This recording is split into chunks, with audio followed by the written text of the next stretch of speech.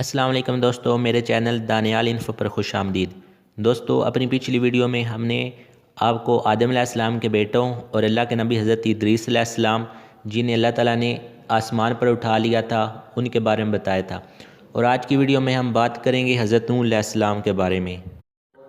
اور آج کی ویڈیو میں ہم جانیں گے کہ نوح علیہ السلام کی قوم پر کس وجہ سے عذاب آیا، اور نوح علیہ السلام نے کتنے سال ان میں تبلیغ کی، ان کے بتوں کے کیا نام تھے، حضرت نوح علیہ السلام کی قوم پر جو طوفان آیا تھا وہ پوری زمین پر آیا تھا یا صرف ان کی قوم یا ایک خاص علاقے پر آیا تھا، اور سب سے آخر میں جانیں گے کہ حضرت نوح علیہ السلام کے خاندان میں سے کون لوگ کافر ہوئے اور اس طوفان میں غرق ہوئے۔ تو دوستو، اللہ تعالیٰ نے حضرت نوح علیہ السلام کے واقعے کو قرآن مجید میں مختلف مقامات پر مختلف انداز میں بیان کیا ہے۔ مثلا سورۃ اعراف میں، سورہ یونس میں، سورہ ہود میں، اور ایک پوری سورۃ نوح اس میں بیان کیا ہے۔ اس کے بعد سورۃ مومنون، سورۃ صافات، سورۃ العنکبوت وغیرہ۔ تو آئیے انہی آیات کی روشنی میں اپنے سوالوں کے جوابات ڈھونڈتے ہیں۔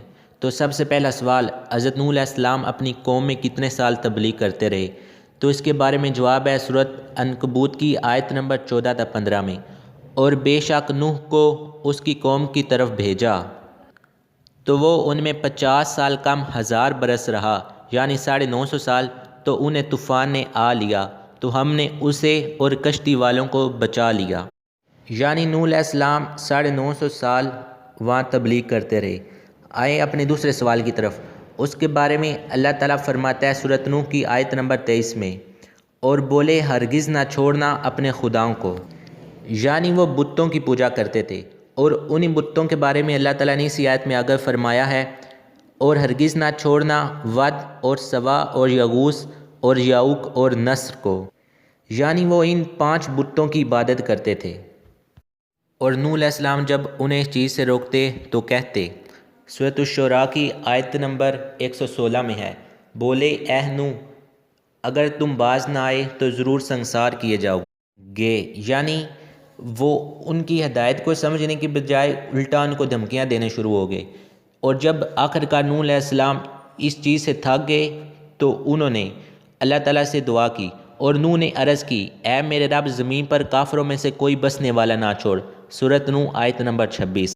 اس سب کے بعد اللہ تعالیٰ نے حضرت نوح علیہ السلام کو وحی کی، جس کے بارے میں اللہ تعالیٰ سورۃ ہود کی آیت نمبر 36 اور 37 میں فرماتا ہے، اور ہم نے نوح کی طرف وحی کی کہ تمہاری قوم سے مسلمان نہ ہوں گے مگر جتنے ایمان لا چکے، تو غم نہ کھا اس پر جو وہ کرتے ہیں، اور کشتی بناؤ ہمارے سامنے اور ہمارے حکم سے، اور ظالموں کے بارے میں مجھ سے بات نہ کرنا۔ یعنی اب جتنے مسلمان ہو چکے ہیں تو وہ ہو چکے ہیں، ان کے بعد کوئی نیا مسلمان نہیں ہوگا۔ اور اللہ تعالیٰ نے ان کو کشتی بنانے کا حکم دیا۔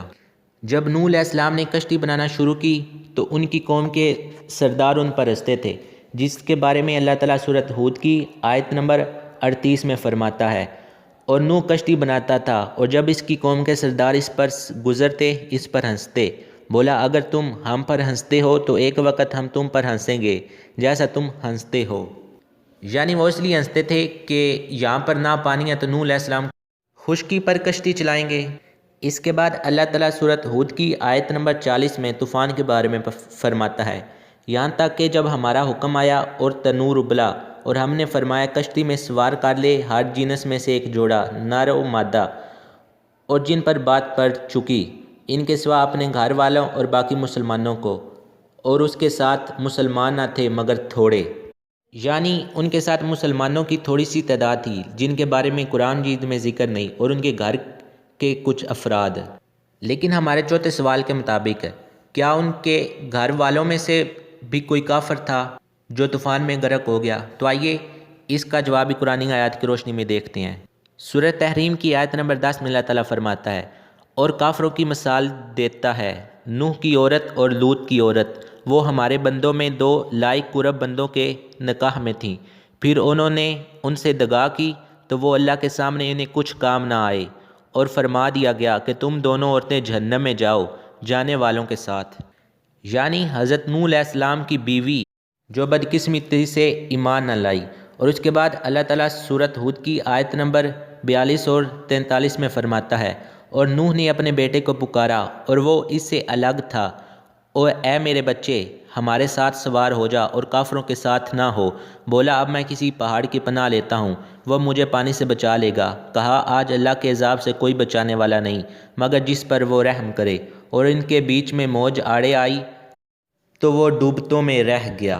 یعنی نوح علیہ السلام کی پیروی بالکل چند لوگوں اور کمزور لوگوں نے کی، جن کے بارے میں سورہ ہود میں آیت نمبر 27 میں اللہ تعالیٰ فرماتا ہے، اور ہم نہیں دیکھتے کہ تمہاری پیروی کسی نے کی ہو مگر ہمارے کمینوں نے سرسری نظر تھے، اور ہم تم میں اپنے اوپر کوئی بڑائی نہیں پاتے۔ تو یہ بات ان کے سرداروں نے کہی تھی کہ تمہارے ساتھ بالکل چھوٹے اور کمزور لوگ ہیں، اور جنہیں انہوں نے کمینے کہا۔ اور ہمارا آخری سوال، کیا نوح علیہ السلام کا طوفان پوری دنیا پر آیا تھا یا صرف ایک خاص علاقے میں؟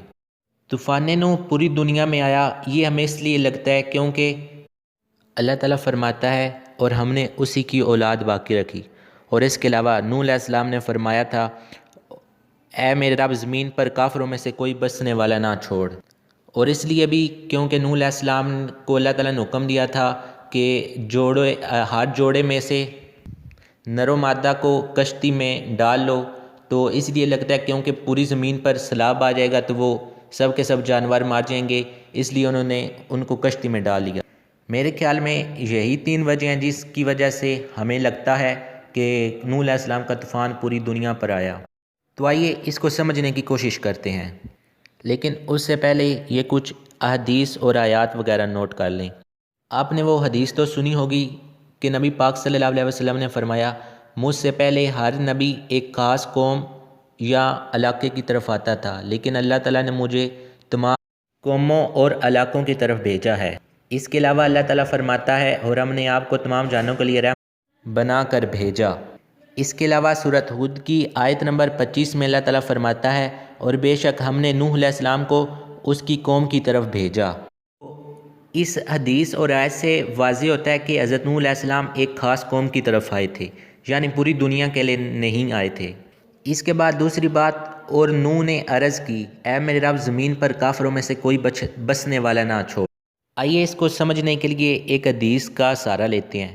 زید بن سلام رضی اللہ تعالیٰ عنہ حضرت ابو امامہ رضی اللہ تعالیٰ عنہ سے روایت کرتے ہیں کہ کوئی شخص بارگاہ نبوی صلی اللہ علیہ وسلم میں حاضر ہوا، اس نے عرض کی یا رسول اللہ صلی اللہ علیہ وسلم کیا حضرت آدم علیہ السلام نبی تھے؟ آپ صلی اللہ علیہ وسلم نے فرمایا ہاں، انہیں تو اللہ تعالیٰ سے شرف کلام بھی حاصل تھا۔ پھر اس نے عرض کی کہ حضرت آدم علیہ السلام اور حضرت نوح علیہ السلام کے درمیان کتنا عرصہ ہے؟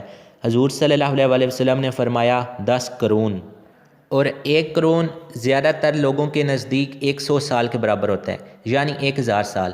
مثلا حضرت آدم علیہ السلام اور حضرت نوح علیہ السلام کے درمیان 1000 سال کا وقفہ تھا، اور حضرت نوح علیہ السلام پیدا بھی ہوئے اور اس کے بعد وہ بڑے ہوئے، اور اس کے بعد اللہ تعالیٰ نے ان کو نبوت دی اور انہوں نے 950 سال تبلیغ کی، تو یہ قریب 3000 سال ہو جائیں گے۔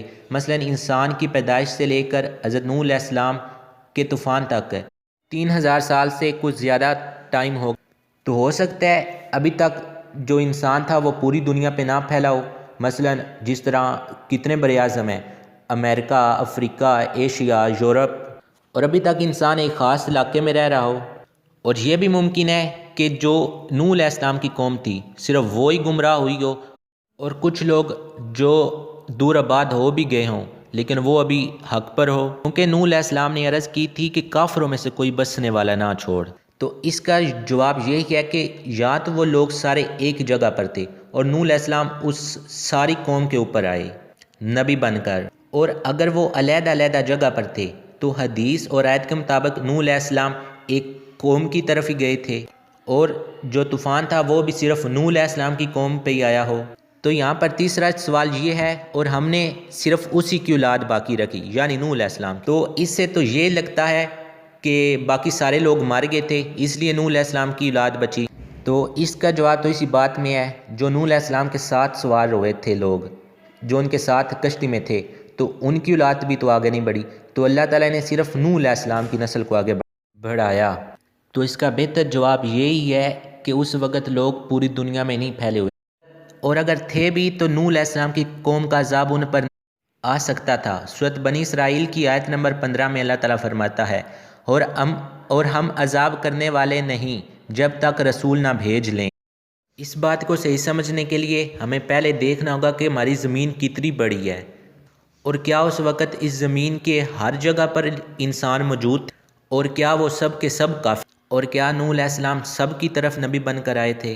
تو اس کے دو جواب ہو سکتے ہیں۔ ایک تو وہ سب لوگ نوح علیہ السلام کی قوم تھے، وہ کافر تھے اس لیے وہ تباہ ہو گئے، یا پھر جو لوگ مسلمان تھے دوسری قوم کے وہ تباہ نہیں ہوئے، لیکن بعد میں کسی اور وجہ سے وہ ختم ہو گئے ہوں، اس لیے کسی کی بھی نسل نہیں چلی۔ جس طرح نوح علیہ السلام کے ساتھ جو تھی ان کی بھی کسی کی بھی آگے اللہ نے نسل نہیں چلائی، صرف نوح علیہ السلام کی نسل چلائی۔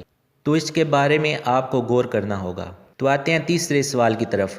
جب نوح علیہ السلام کو اللہ تعالیٰ نے حکم دیا کہ ہر چیز میں سے ایک جوڑا کشتی میں سوار کر لو، تو اس کے بارے میں بھی آپ کو سوچنا ہوگا۔